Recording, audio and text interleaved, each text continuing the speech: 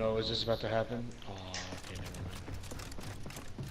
My Orochi's running.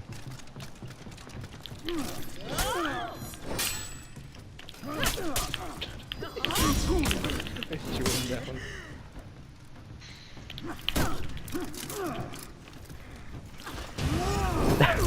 This is double. You know what? I think that's a clip that deserves to go on Twitter for everyone to see, Alex. Hey there, my name is Alex, I am the Mont, and this is my review of For Honor on PS4. It's also available on PC and Xbox. I bought the game with my own money and this video is not sponsored or endorsed in any way. I've played in the closed beta, open beta, and of course, the final game. Currently my highest level character is Reputation 2. So what is For Honor? To put it one way, it's a third-person melee-based action game with a heavy focus on 1v1 duels. To put it another way, it's knights versus samurai versus Vikings. The main driving force in For Honor is a 4v4 multiplayer mode called Dominion. You and 3 teammates will fight to control areas on a map, very King of the Hill, Annex style. You will pledge your allegiance to one of 3 factions, knights, Vikings, or samurai. And you will fight to control the game world via a large map. Every time you complete a match, you will gain war assets, which are effectively points you spend on the map screen in an area of your choice. This is tallied up between all players of all factions, and the areas of the maps will change hands accordingly. Whoever has the most points on an area obtains that area.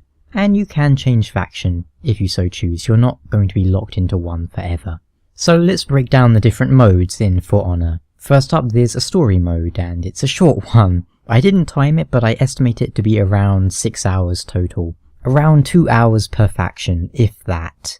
And as story modes go, it's not great. There is co-op for 2 players, which is nice, but there's not much in the way of variety. It's definitely an appreciated feature though, multiplayer only games aren't really my thing. Some will disagree, but I personally want every game to have a cohesive story. In For Honor's case, the emphasis is definitely on the multiplayer. The story effectively works as a prequel to the multiplayer, to set up events, to explain some things. Granted, it doesn't really explain things too well. Still, there's some nice world building elements. You will find areas in the environment you can inspect, and then a disembodied voice will explain the lore to you.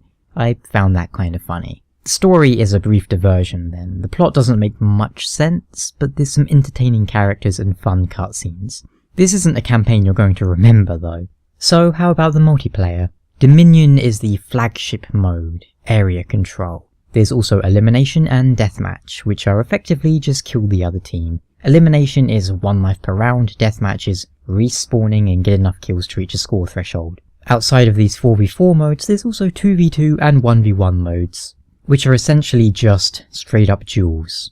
I am slightly disappointed that this game is only 4v4. Even going up to 5v5 or 6v6 would be a nice bump, but then For Honor has no dedicated servers, it's all peer-to-peer, and I feel that is why we have such a small group size.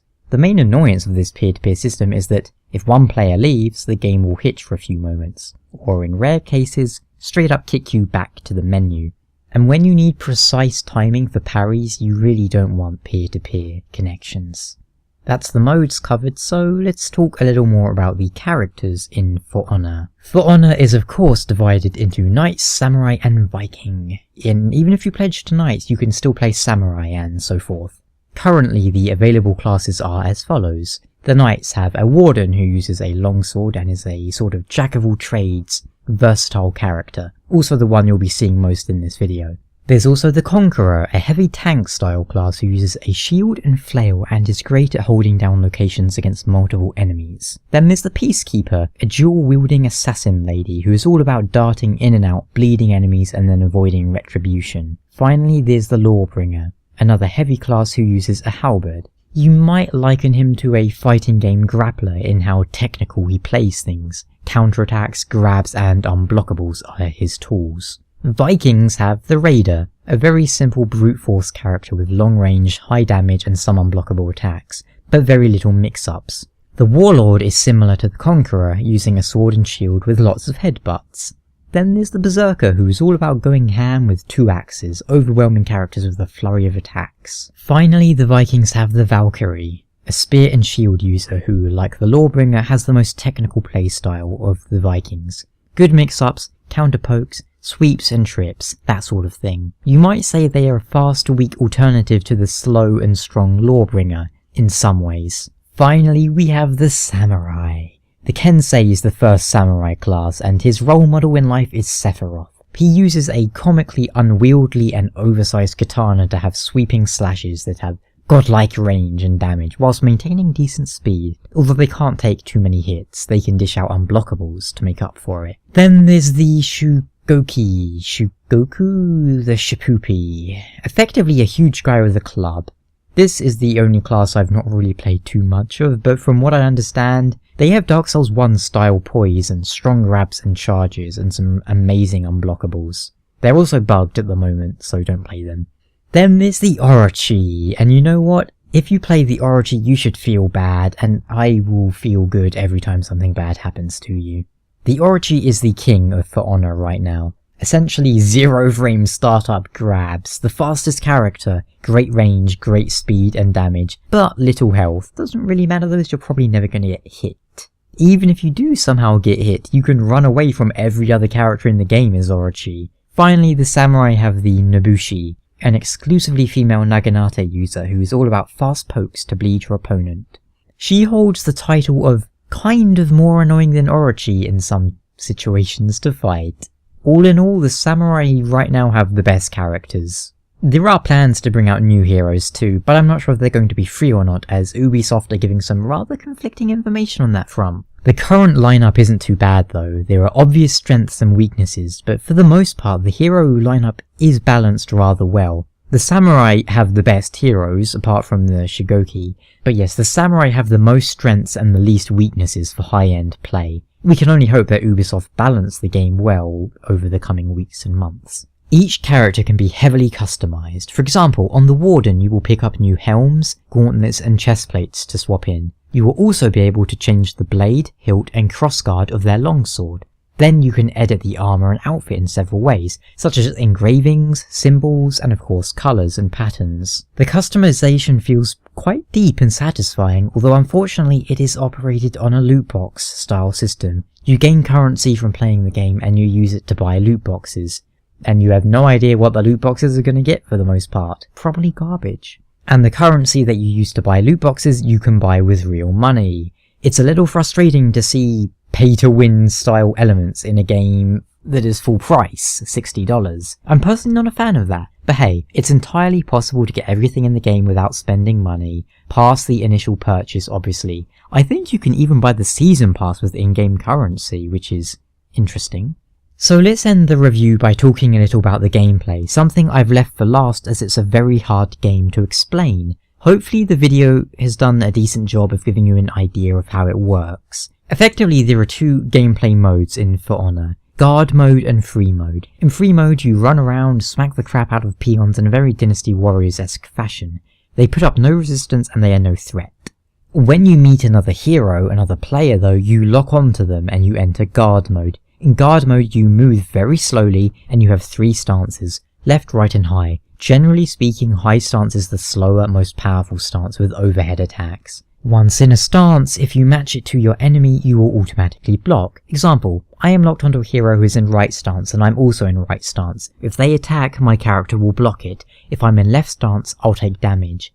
You have light attacks and heavy attacks, and each character has their own chains and combos and unique attacks. There are also guard breaks, which are, as of time of writing, broken, but apparently on the way to being patched. The general idea is to mix up your attacks to catch your opponent off guard. You can also parry an attack by doing a heavy attack in the same direction, just before the attack hits you. The game uses a stamina system which is drained by attacking. Right now the penalties for running out of stamina are not harsh enough. Once you're out of stamina, your own attacks are very slow and you move at a snail's pace, and if you're thrown, you will collapse to the ground. But honestly, they need to patch it so that running out of stamina punishes you far more. Because running out of stamina is almost entirely your fault and you should be punished for it. Harshly. The system is interesting and somewhat simple, but with a nice amount of depth, and yet it's also very love it or hate it. When it's working well, you'll love it. When you're messing up, you'll hate it. There'll be a lot of screaming. Sometimes the game feels extremely inconsistent. Sometimes you will block an attack that can be blocked. Other times you'll be in the right stance and by all accounts should have blocked, but won't. Likewise, perhaps because of the peer-to-peer nature of the game, sometimes players will do things to you that you can't do back to them. Example, guard break followed by a heavy attack. Usually it won't work, but sometimes it will because of latency. Fundamentally, the system is an interesting one. On a mechanical level, it probably needed another month in testing to fine-tune it. But we'll just have to hope Ubisoft patch it to bring it up to standards. On a basic level, I enjoyed the methodical approach to the combat in For Honor. Is it worth the full asking price? Probably not. I'd suggest waiting until it comes down in price, like $20. But if you foresee yourself playing it every day, the full asking price might be worth it. Personally, I think the game should be 60 FPS on console and include dedicated servers. These are two big points for me, yet at the same time I'm not sure if I can recommend the game on PC simply because it's 60 FPS. Because while 60 FPS is nice, you simply need to look at the amount of auto-blocking hacks floating around, and then remember that the game uses Uplay, and the PC version of the game starts to look a lot less inviting. I simply don't have much confidence in Ubisoft's ability to combat hackers, sadly.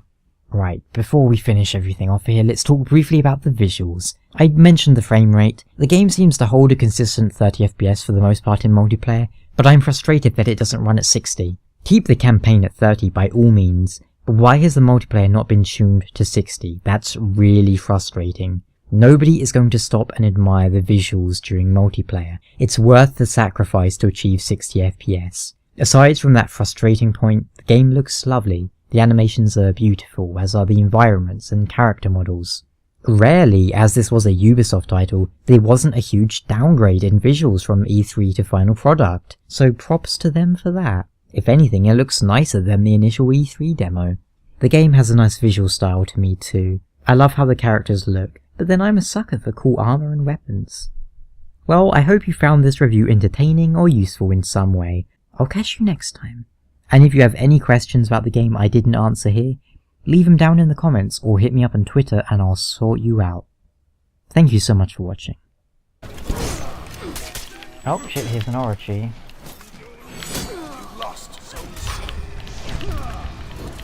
Alright, no, B is pacified. I'm good. B is pacified. Hahaha.